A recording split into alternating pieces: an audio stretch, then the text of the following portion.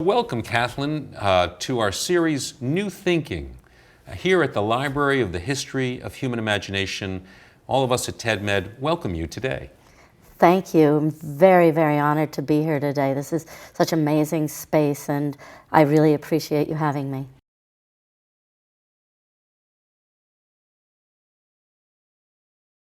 California has a long history in our nation as being a real thought leadership state. In fact, sort of as California goes, the rest of the nation tends to follow. And so the beauty of that is California serves as a laboratory for so much new and different for much of your focus, but America's the beneficiary because California does things that unleaded fuel, if I remember, was pioneered in California.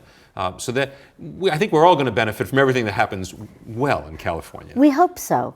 The idea is that all of the investments we make in California can serve as a learning lab, and there are very few things we do that we don't say, can it be replicated and can it be sustained?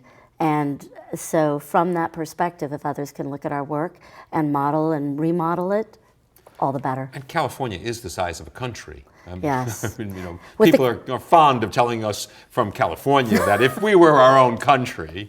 Yes, with the size of problems of a country, right? Yes, very much so. We've got lots of benefits, a lot of assets, but we've got a lot of things that need to be fixed in terms of ensuring that it's a good place to live for everyone who is a citizen of California. And California's sort of polyglot population also acts as, in many ways, a great laboratory. Unlike many states which are a little more homogeneous, California almost is a mirror in so many ways of the American population, from an immigrant issue, from a racial issue, from a demographic, age, and income issue. California really looks like America. I'd take you one further and say California looks like the world. For the very reasons you just mentioned, from the immigration policies and the population that immigrates to California, from the respect for culture and language that California has given to the new immigrants, and the way we take that into our food, et cetera. I think it's really mirrors the world.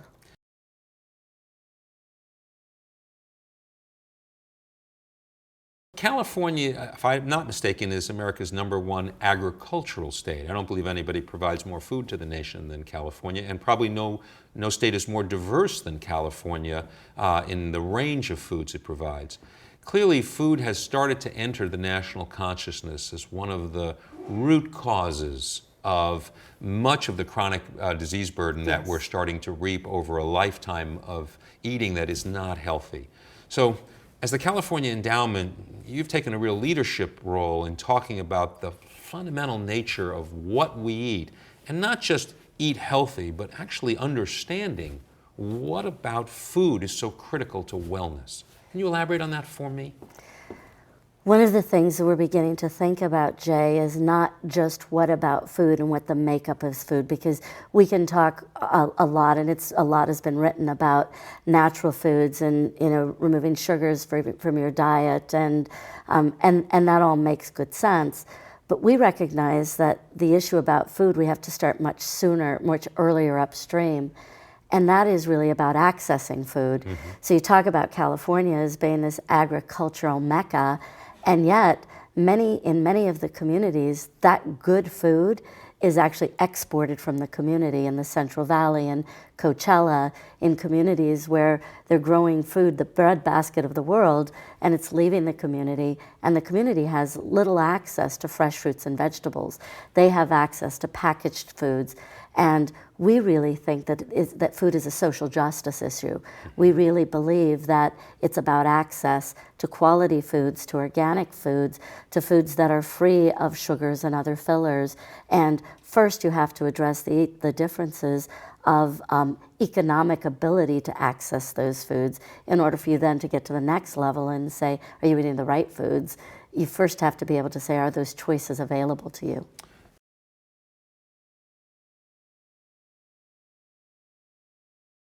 California is also famous, clearly for being a hotbed of innovation. Silicon Valley is practically a code word for innovative technology, honored the world over. I wonder how many people abroad even know Silicon Valley is in California. I suspect most do because of Hollywood. True, but nonetheless. Nonetheless, it's that powerful a brand within the California framework there. So let's talk about innovation. Clearly, a big part of the California Endowment's agenda is to spur innovation, both the kind you might expect and the kind you might not expect. So maybe you could tell us first about the kind you would expect that the California Endowment is supporting from an innovation standpoint. So we like to say that philanthropy is really about being the business of ideas. We fund ideas.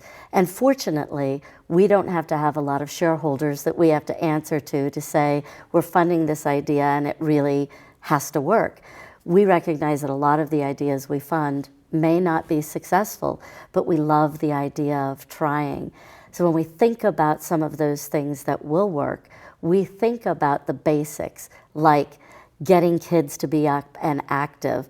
Not all kids are going to be football players or baseball players or basketball players, but we know that if you find something for kids that makes them want to move, that makes them want to get off of the sofa, that's an innovation that we're excited about. So we're working with the video game industry to say, how can you find ways that will make kids want to exercise, but still captures their imagination through video games? Exergaming is very new and it's exciting to us. And kids may find a way to mix their interest with fun.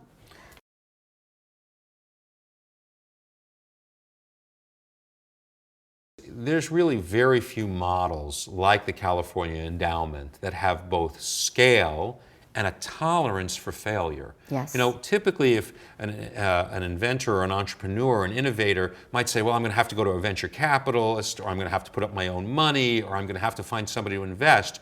But when you use the word invest, you really mean societal investment. Yes. You're not even looking to be paid back in money, you're looking to be paid back in impact. Correct. So ironically, your willingness to fail and your willingness to be aggressive for game changers is an extraordinary chance. And at the TED Med universe, of course, we talk to those people all the time.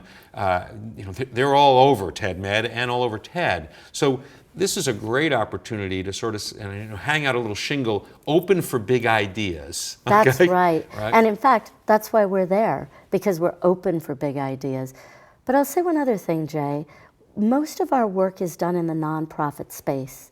And if you think of the nonprofit space who is dealing today with all of the major issues that society has to face, they tend not to be the most innovative. Right. So one of the things we're trying to do is to partner nonprofits with entrepreneurial and for-profit thinking so that they can understand one another.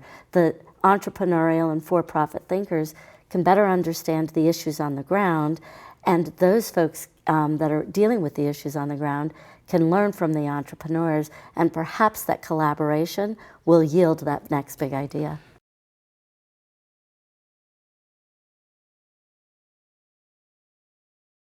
The history of philanthropies and good works in our country has evolved over a long period of time, where in most cases it started with one subject, whether it was food or some aspect of wellness or nursing care. And we've got a society where all of these philanthropies have grown up as verticals. Yes. And now we live in an age where we know nothing is vertical. Everything is related. We can't begin to move on one dimension if we don't move on 3 or 4 others at the same time. But philanthropies, in many cases, grew up on these verticals, so they're not used to working with other philanthropies, or even more so with for-profits. That's right. And yet, we need them to do that. That's right. When you think of philanthropy, as I said earlier, about being in the business of investing in ideas, no idea actually stands on its own. It's typically linked to something else. So we have to find a way to break down those walls, create those portals of communication and collaboration with us. In the United States, there are billions of dollars tied up in philanthropic efforts. and imagine the good that we can do and the outcomes and the impact we could have if there was a more collaborative effort. Now, here's a question. I run a philanthropy, let's say I don't, but let's say I did. I also am competing for donors. In all fairness, if I start working with other philanthropies, might I be undermining my own donor base and thereby feeling that I'm being irresponsible to my own mission? Is that real? It is very real. When you think about everyone's individual interests and needs and their need to be able to say, this is the thing I want to hang my hat on, but more importantly, place my money on, those bets on, it's very difficult to say, all right, I'm going to sign up for somebody else's thing. But I think it's something that in philanthropy we should and could begin working towards, because there are so many similarities, there's so many ties. I think that it behooves us to find a way to break that down and to ensure that the donors are giving to an opportunity, not necessarily to a subject or a topic. Well, once typically an organization gets through the first hurdle of saying, well, we thought working with a for-profit would be against our principles, and then they go through it and say, it not only wasn't against our principles, we had a greater result. I think then they start to open their minds and saying, all right, let's try that again and again. Quite often, especially for institutions that are nonprofits, they tend to be very cautious and conservative, so that first precedent is something that can make a giant difference. Have you seen that at work? We haven't begun to see it yet, but we're just testing it. And I think that, like with any investment, you've got to wait for the end. So some of these collaborations are happening today. What we will see is at the very end of that project or that activity, whether or not those partners want to play together again or they want to refer them to one another. But we haven't seen it very often. And I have to tell you that I think part of it is us getting over the fact that, can you make money while doing good? We have to believe that you can, right? You can do the right thing and still make money, and there's nothing wrong with that. Well, I have only one more question, because in terms of making money, you use a word straight out of the business lexicon. You consistently use the word invest. That's not a normal word. Yes, in philanthropy. In philanthropy. An investor is somebody who puts money in seeking a return, typically of their capital, and a rate of interest or of some greater amount of money. But you use the word invest in a social, societal sense, and yet you've brought a business word to the table. So. Thank you. I'm glad you noticed that, and it's part of what we talked about earlier in terms of trying to change the language in the field. Yeah. That these investments that we make are expected to have a return. In our case, as you said, it's a social return. Thank you very much. It was a pleasure having you today. What a pleasure. Thank Okay. you.